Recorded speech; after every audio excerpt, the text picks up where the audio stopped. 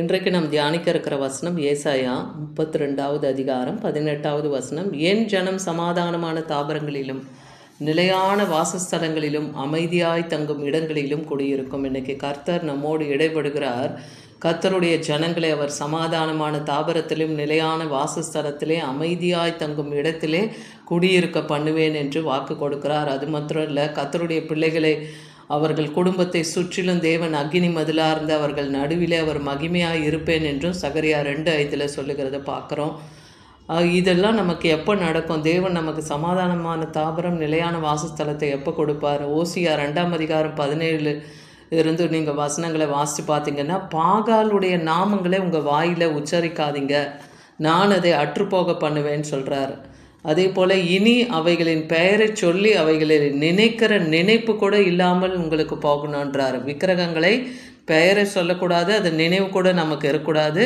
அக்காலத்திலே நான் அவர்களுக்கு காட்டு மிருகங்களோடும் ஆகாயத்து பறவைகளோடும் பூமியில் ஊறும் ஒரு உடன்படிக்கை பண்ணி வில்லையும் பட்டயத்தையும் யுத்தத்தை எல்லாம் தேசத்தில் இராதபடிக்கு அவைகளெல்லாம் முறித்து அவர்களை சுகமாய் படுத்து கொண்டு இருக்கும்படியாய் நான் பண்ணுவேன்னு சொல்கிறார்.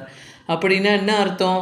நமக்கு இப்போ சமாதானமான தாபரம் நிலையான வாசஸ்தலம் அமைதியாக தங்கும் இடம் அப்படி நமக்கு இல்லாமல் இருக்குன்னா அப்போ அங்கே என்னென்ன பாடுகள் நமக்கு மேற்கொள்ள இருக்கும்? காட்டு மிருகங்கள், ஆகாயத்து பட்சிகள், ஊறும் பிராணிகள், இது மூலமாலாம் நமக்கு பிரச்சனைகள் உண்டாகலாம், பாடுகள் உண்டாகலாம். ஆனால் கர்த்தர் இன்னைக்கு சொல்கிறார், உங்களெல்லாம் நான் பாதுகாக்கிறதுக்காக அவைகளோடு நான் உடன்படிக்கை பண்ணி உங்களுக்கு எதிராக வர யுத்தத்தின் வில்லுகளை எல்லாம் பட்டயத்தையும் நான் முறித்து அது தேசத்தில் இராதபடிக்கு உங்களை சுகமாய் தங்க பண்ணுவேன். அதுக்கு நாம் செய்ய வேண்டியது பாகாலுடைய நாமங்களை நம் வாயில் உச்சரிக்காதபடிக்கும் அவைகளின் பெயரை நாம் சொல்லாதபடிக்கும் அவைகள் நினைவு நம் இருதயத்தில் இராதபடிக்கும் காத்துக்கொள்ளணும். இதை தான் தேவன் விரும்புகிறார். அப்படி நாம் செய்யும்போது கர்த்தர் இந்த உலகத்தின் வாழ்வு மாத்திரம் இல்லை, இந்த உலக வாழ்வு முடிந்தாலும் நித்திய ராஜ்யத்திலே நம்மை கொண்டு போய் சேர்த்து நிலையான வாசஸ்தலம் அந்த பரிசுத்த எல்லையிலே என்றென்றும் அவரோடு கூட இருக்க போகிற அந்த நித்திய பாக்கியத்தை நமக்கு தருவென்றார்.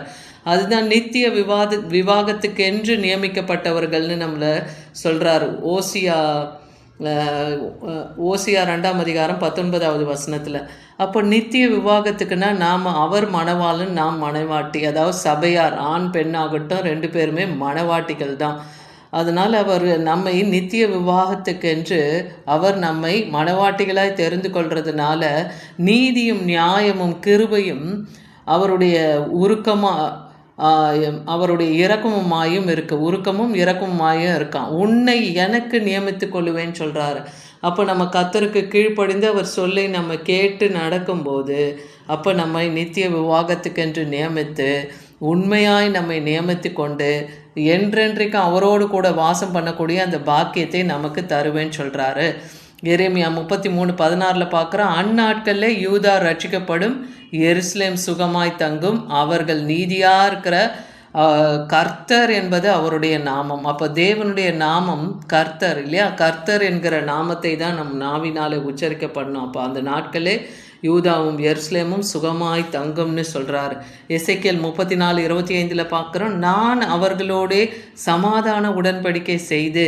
இப்போ இஸ்ரவேல் ஜனங்கள் கர்த்தருக்கு கீழ்ப்படிந்து நடக்கும்போது கர்த்தர் என்ன பண்ணுறாராம்? சமாதான உடன்படிக்கை செய்து துஷ்ட மிருகங்களை எல்லாம் தேசத்தில் இராதபடிக்கு ஒழிய பண்ணுவேன்னு சொல்கிறார்.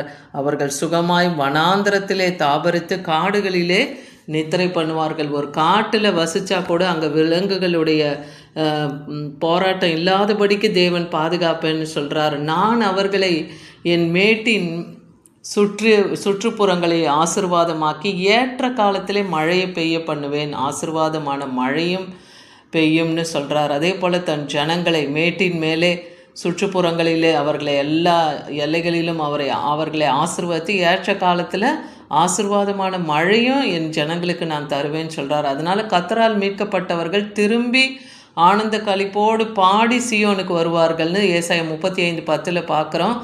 இது எதற்காக சொல்லப்படுதுன்னா, இஸ்ரவேல் யூத ஜனங்களை பாபிலோனுக்கு சிறைப்படுத்தி கல்தேய பட்டணத்துக்கு கொண்டு போகிறாங்க. 70 வருஷம் இஸ்ரவேல் யூத ஜனங்க எல்லா எல்லையிலும் சிதறுண்டு போய் கிடக்கிறாங்க. ஆனால் அதில் இந்த எருசலேத்தில் மீதியாக இருக்கிறவங்களுக்கு கர்த்தர் சொல்கிறாரு, அவர்கள் எல்லாம் மீட்கப்பட்டவர்கள் எல்லாம் திரும்பி ஆனந்த களிப்போடு சீயோனுக்கு வருவாங்க. அப்படி சிதறுண்டவர்களை எல்லாம் ஒரு நாள் தேசத்திலே ஒன்று சேர்ப்பேன்னு சொல்கிறார். அவர்களுக்கு நித்திய மகிழ்ச்சி அவர்கள் தலையின் மேல் இருக்கும்ன்றாரு.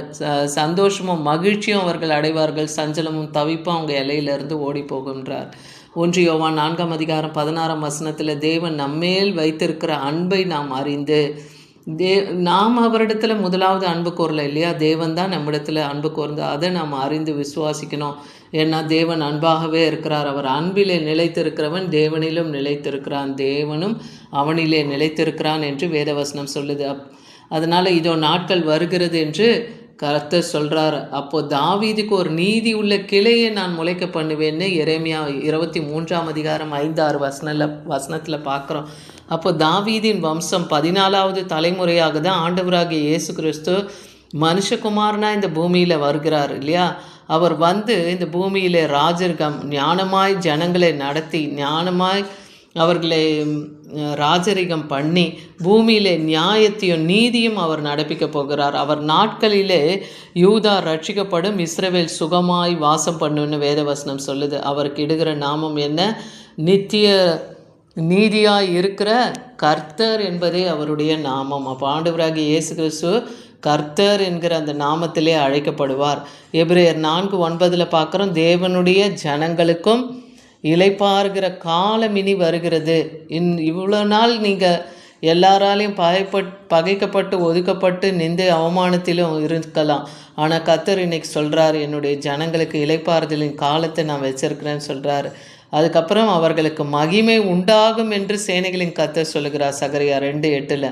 உங்களை கொள்ளையிட்ட ஜாதிகளிடத்திலே என்னை அனுப்பினார், உங்களை தொடுகிறவன் அவருடைய கண்மணியை தொடுகிறான். இன்றைக்கி கர்த்தர் வாக்கு பண்ணுகிறார். இன்றைக்கி கர்த்தருடைய பிள்ளைகளாகி உங்களுக்கு யாராவது நெருக்கதிலையும் பிரச்சனைகளையும் பாடுகளையும் கொடுக்குறாங்களா? இப்போ உங்களை தொடுறாங்கன்னா அவருடைய கண்மணியை தொடுவது. அப்போது அவர்களுக்கு என்ன தண்டனையை தேவன் கொடுப்பார், என்ன தீர்ப்பு அவர் செய்வார்னு தெரியும் இல்லையா. அவர் பார்த்து கொள்வார். அதனால் நீங்கள் கர்த்தருடைய வார்த்தைக்கு கீழ்ப்படிந்து நடங்க. பாகால்கள் நாமத்தை உச்சரிக்காதீங்க, விக்கிரகங்களை வணங்காதீங்க, விக்கிரகங்களுக்குரிய காரியங்களை ஒன்றையும் நீங்கள் மேற்கொள்ளாதபடிக்கு எச்சரிக்கையாக இருங்க. அப்போது கர்த்தர் உங்களை சமாதானமான தாபரம், நிலையான வாசஸ்தலம், அமைதியாய் தங்கும் இடத்திலே உங்களை அமர பண்ணுவார், குடியிருக்க பண்ணுவார். ஆமீன்.